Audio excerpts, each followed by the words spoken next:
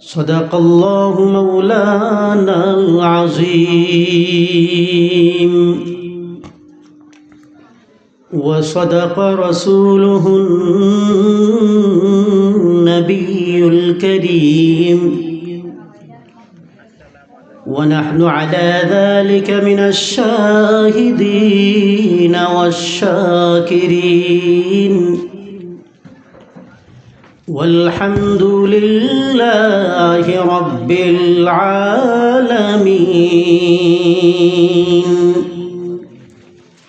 اللهم صل على محمد وعلى آل محمد كما صليت على إبراهيم وعلى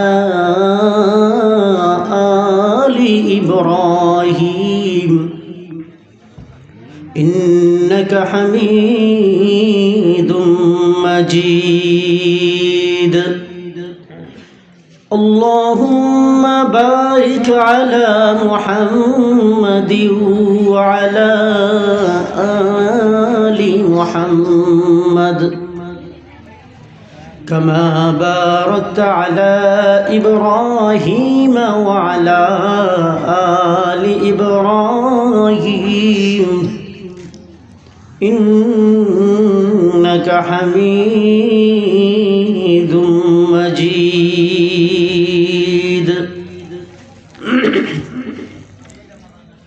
বয়ুরি নূরে Medina সংগঠনের উদ্যোগে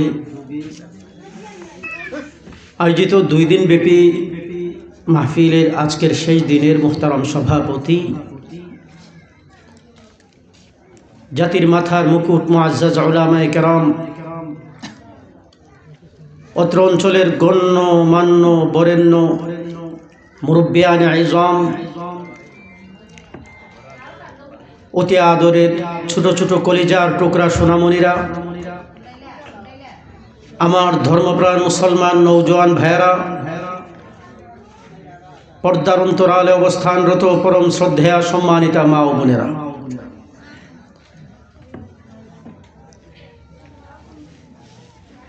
গতকাল থেকে বয়ান শুরু হয়েছে আজকে এখন পর্যন্ত চলছে আমাদের প্রধান অতিথি ইতিমধ্যে এসে উপস্থিত হয়েছেন আমার পরপরই তিনি গুরুত্বপূর্ণ বয়ান পেশ করবেন আমি অধম সামান্য সময়ের জন্য হাজির হয়েছি আপনাদের এলাকার কৃতি সন্তান প্রখ্যাত ওয়াইজ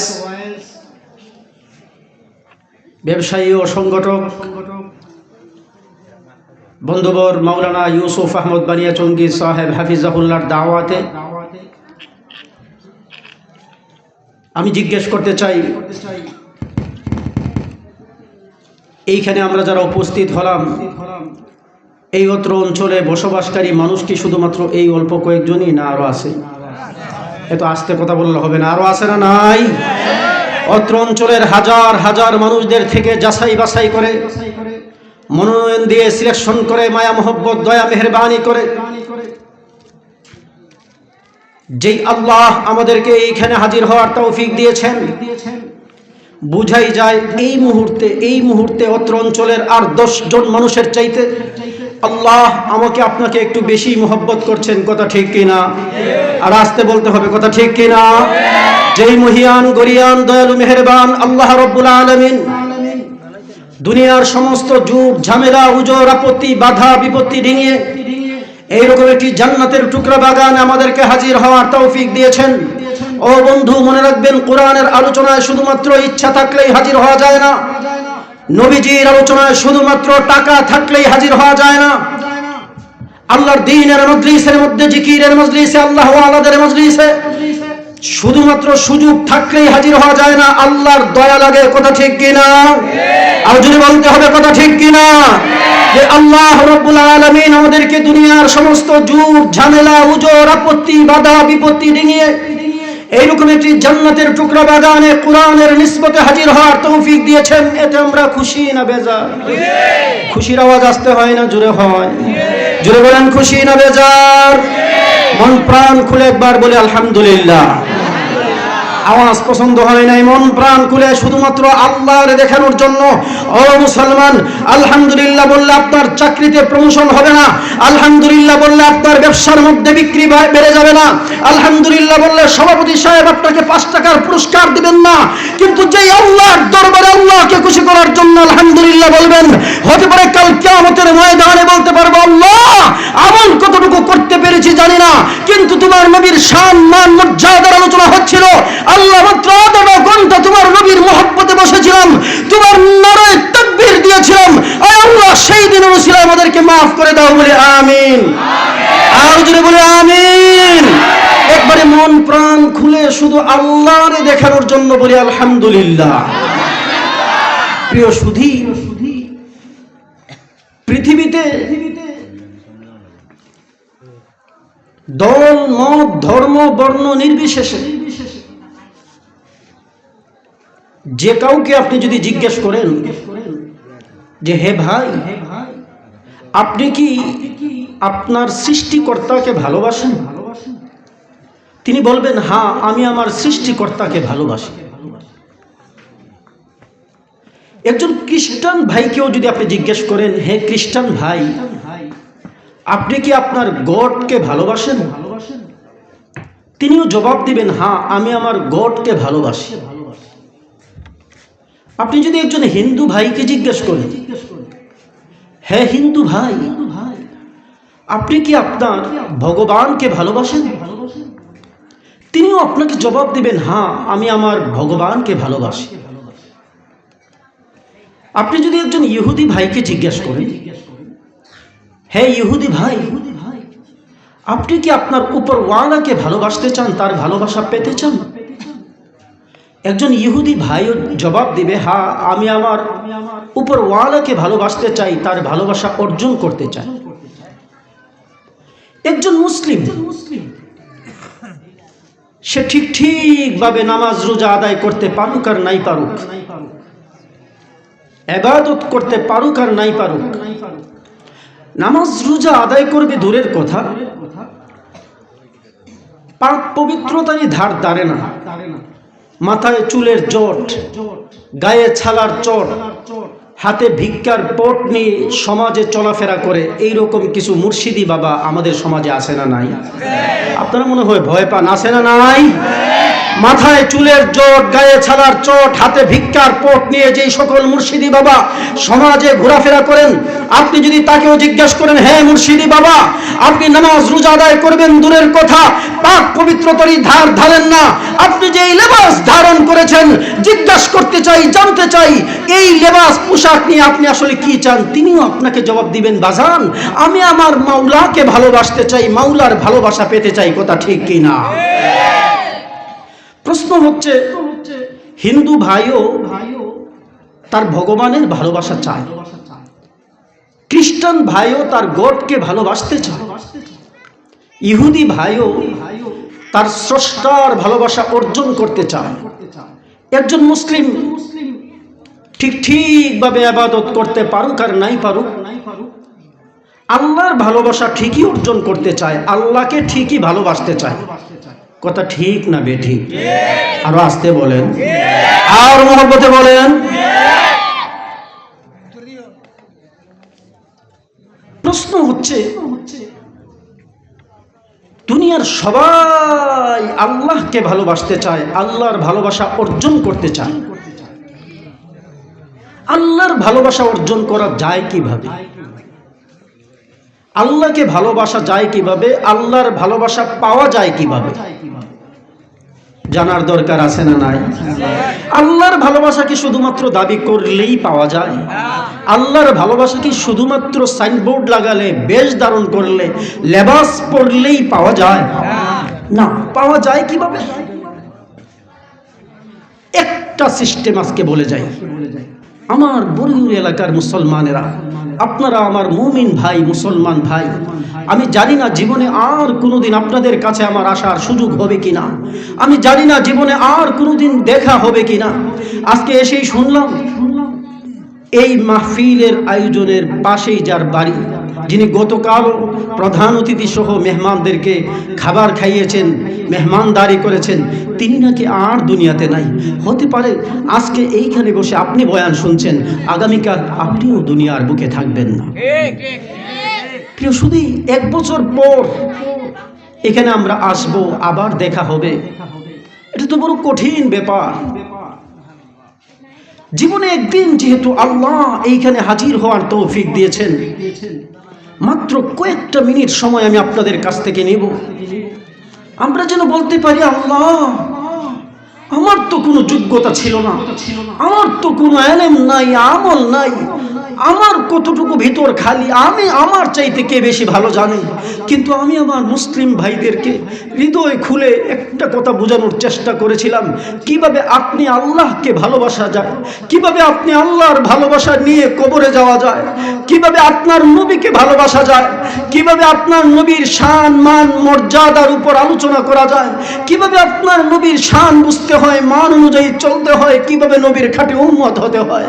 আল্লাহ কাল কিয়ামতের ময়দানে আজকে আমার যেই ভাইরা মোহব্বতের সাথে বসা আছেন, কোরআনের মোহব্বতে বসা রয়েছেন, আল্লাহ কাল কিয়ামতের ময়দানে যেন এই জায়গার প্রত্যেকটা ভাই তোমার মোহব্বত নিয়ে কিয়ামতের ময়দানে হাজির হতে পারে, সেই তৌফিক দাও বলে আমিন।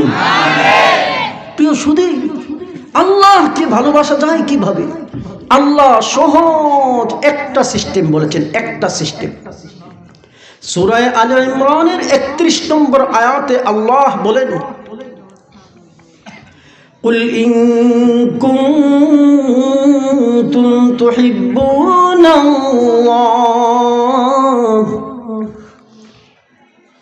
ফাত্তাবিউনি ইউহিব্বুকুমুল্লাহ। বলি আল্লাহু আকবার। আল্লাহ তার শ্রেষ্ঠ নবীকে ডাক দিয়ে বলেন, ও আমার সেরা নবী, শ্রেষ্ঠ নবী সাল্লাল্লাহু আলাইহি ওয়াসাল্লাম, আপনি কিয়ামত পর্যন্ত আগত অনাগত ভবিষ্যৎ প্রজন্মের সমস্ত মানুষদেরকে ডাক দিয়ে বলে দিন, জানিয়ে দিন, তোমরা যদি সত্যিকার ভাবেই আল্লাহকে ভালোবাসতে চাও, তোমরা যদি প্রকৃতপক্ষেই আল্লাহর ভালোবাসার দাবি করো, তোমরা যদি আসলেই আল্লাহর ভালোবাসা অর্জন করতে চাও, তাহলে একমাত্র কেবলমাত্র শুধুমাত্র পন্থা আল্লাহ শিখিয়ে দিয়েছেন।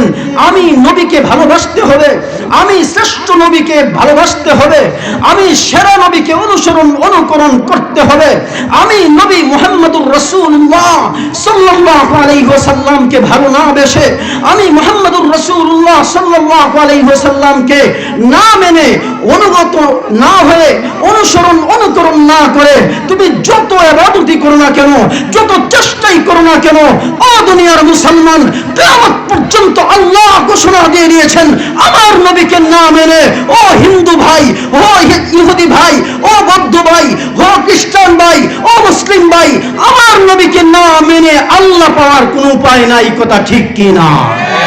ও আমার মুসলমান ভাইরা, নবীর ইশকের মহব্বত নিয়ে আশিক রাসূল হিসেবে আল্লাহর নবীর শান মান মর্যাদার আলোচনা হচ্ছে।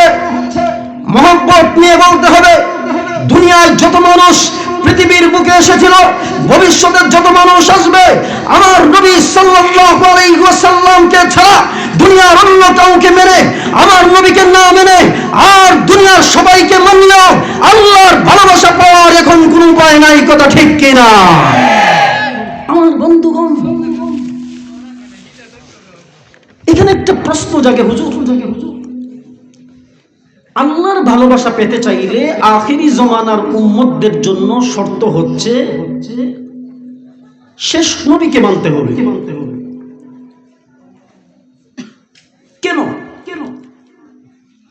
আমাদের নবী যেমন আল্লাহর প্রেরিত নবী, আদম সফিউল্লাহ ছিলেন আল্লাহর প্রেরিত নবী, আমাদের নবী যেমন আল্লাহর প্রেরিত নবী, ইব্রাহিম খলিলুল্লাহ ছিলেন আল্লাহর প্রেরিত নবী, আমাদের নবী যেমন আল্লাহর প্রেরিত নবী।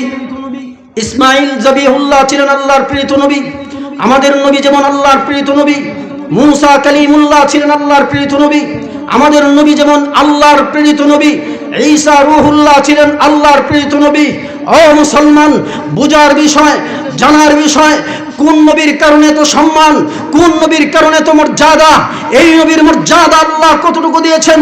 ও মুসলমান, মনে রাখবেন, জিজ্ঞাসার বিষয় হচ্ছে আমাদের নবী যেমন আল্লাহর প্রেরিত নবী, আল্লাহ এই আয়াতে বলেছেন যদি আমি আল্লাহর ভালোবাসা অর্জন করতে চাও, এই যুগে এসে আর আদম সফিউল্লাহকে মানলে চলবে না।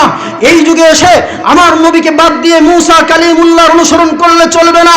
এই যুগে এসে আমার নবীকে বাদ দিয়ে ঈসা নবীর উম্মত হয়েছে এই কথা বললে হবে না।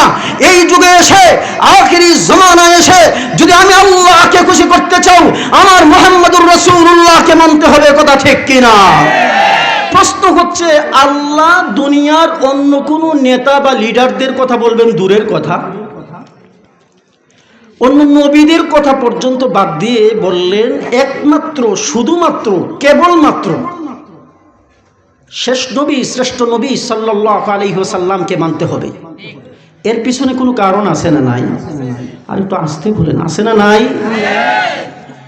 নবীজির শান, মান, মর্যাদা আলোচনা হচ্ছে। নবীকে কেন মানতে হবে এই কথা বোঝানোর চেষ্টা করছি। আমার মুসলিম ভাই, আমার যদি এই যোগ্যতা থাকতো, আপনাদের পায়ে হাত দিয়ে বললে আপনারা বুঝতেন, আহারে এই নবীকে না মেনে তো উপায় নাই। আমার যদি এই যোগ্যতা থাকতো, কোনোভাবে আপনারা যদি বলতেন যে হুজুর এই সিস্টেমে আমাদেরকে বুঝালে আমরা আজকে থেকে নবী মানা শুরু করে দেব। আমার যদি যোগ্যতা থাকতো যে হুজুর আজকে আমাদেরকে এইভাবে অনুরোধ করে গেলে কাল থেকে আমরা নবীকে মানা শুরু করব, আল্লাহ কসম করে বলি, আমার নবী এমন শ্রেষ্ঠ নবী পেয়েছি, আমার নবীকে না মেনে তো জান্নাত পাওয়ার উপায় নাই, দুনিয়ার শান্তি পাওয়ার উপায় নাই, আখিরাতের মুক্তি পাওয়ার উপায় নাই। ও মুসলমান ভাই, কেমনে বুঝাই, কেমনে বুঝাই? আল্লাহ এই আয়াতে যে বললেন শুধুমাত্রই আমার নবীকে মানতে হবে, শেষ নবীকে মানতে হবে, মুহাম্মদুর রাসূলুল্লাহ সাল্লাল্লাহু আলাইহি ওয়াসাল্লামকে মানতে হবে, কারণটা কি? কোনো কারণ আছে না নাই? কয়েকটা কারণ বলি। এক নম্বর কারণ, গলায় যত জোর আছে, এই জোর দিয়ে আল্লাহু আকবার বলার জন্য তৈরি আছেন না ইনশাআল্লাহ? দেখেন নবীর মর্যাদা আল্লাহ কি বলেন। এক নম্বর কারণ, অন্যান্য নবীগণ ছিলেন শুধুমাত্র উম্মতের জন্য নবী, আর আমার আপনার নবী, শেষ নবী মুহাম্মদুর রাসূলুল্লাহ সাল্লাল্লাহু আলাইহি ওয়াসাল্লাম শুধু উম্মতের জন্য নবী নন, তিনি ছিলেন সকল নবীদেরও নবী। বলে আল্লাহু আকবার। আওয়াজ পছন্দ হয় না, ডান দিকের ভাইদের আওয়াজ ঠিক আছে, জোরে বলে আল্লাহু আকবার। আমার মুসলিম ভাইরা, কত বড় কথা। অন্যান্য নবীগণ ছিলেন শুধু উম্মতের জন্য নবী, আর আমাদের নবীজি হচ্ছেন সকল নবীদেরও নবী। আপনাদের মনে প্রশ্ন জাগতে পারে, হুজুর এই কথাটা আপনি জানলেন কোথায়? আপনাদেরকে শিখাই, আপনারা তো আমার মুসলিম ভাই। আমাদের সবচেয়ে বড় পরিচয় হচ্ছে আমরা শ্রেষ্ঠ নবীর শ্রেষ্ঠ উম্মত। কথা ঠিক কিনা? আপনাদেরকেও শিখাই। আল্লাহ পবিত্র কোরআনুল কারীমে নিজে আমাদেরকে জানিয়েছেন। আল্লাহ বলেন, وَإِذْ أَخَذَ اللَّهُ مِيثَاقَ النَّبِيِّينَ لَمَا آتَيْتُكُم مِّن كِتَابٍ وَحِكْمَةٍ ثُمَّ جَاءَكُمْ رَسُولٌ مُصَدِّقٌ لِّمَا مَعَكُمْ لَتُؤْمِنُنَّ بِهِ وَلَتَنصُرُنَّهُ। বলে আল্লাহু আকবার। এই আয়াতে আল্লাহ পাক রব্বুল আলামিন জানিয়েছেন, আল্লাহ সকল নবীদেরকে নবুয়তি দেওয়ার আগেই ওয়াদা করিয়ে দিয়েছেন, ও আমার আদম সফিউল্লাহ, তোমাকে নবুয়তি দিচ্ছি, ঠিক নবুয়তি পাওয়ার আগেই ওয়াদা করে যেতে হবে। ও ইব্রাহিম খলিলুল্লাহ, তোমাকে আমি নবী বানাচ্ছি, ঠিক দুনিয়ায় যাওয়ার আগেই ওয়াদা করে যেতে হবে। ও আমার ইসমাইল জাবিহুল্লাহ, তোমাকে নবুয়তি দিব ঠিক, কিন্তু আমার কাছে অঙ্গীকার করে যেতে হবে। ও মুসা কালিমুল্লাহ, নবুয়তি পাওয়ার আগেই আমি আল্লাহর কাছে কমিটমেন্ট করে যেতে হবে। ও ঈসা রূহুল্লাহ, আমি আল্লাহর কাছে ওয়াদাবদ্ধ হতে হবে। আমি আল্লাহ তোমাদের কাছ থেকে ওয়াদা নিতে চাই। ওয়াইদা খাদাল্লাহু মিসাকান নাবিয়্যিন লামা আতাইতুকুম মিন কিতাবিন ওয়া হিকমা সুম্মা জাআকুম রাসূলুম মুসাদ্দিকুল লিমা মাআকুম লাতুমিনুন্না বিহি ওয়া লাতানসুরুন্না। ও আমার নবীরা, ওয়াদা করে যাও আগে, যদি তোমাদের সময়কালেই যদি আমার শেষ নবী, শ্রেষ্ঠ নবী মুহাম্মদুর রাসূলুল্লাহ সাল্লাল্লাহু আলাইহি ওয়াসাল্লাম দুনিয়ার বুকে চলে আসার সময় হয়ে যায়, তোমার সময় চলাকালেই যদি আমার শ্রেষ্ঠ নবী দুনিয়ার বুকে চলে আসেন, লাতুমিনুন্না বিহি, তোমরা আমার নবীর উপর ঈমান আনতে হবে বলে আল্লাহু আকবার। শুধুমাত্র তাই নয়, আর মহব্বত আল্লাহু আকবার বলার জন্য তৈয়ার থাকেন মুসলমান।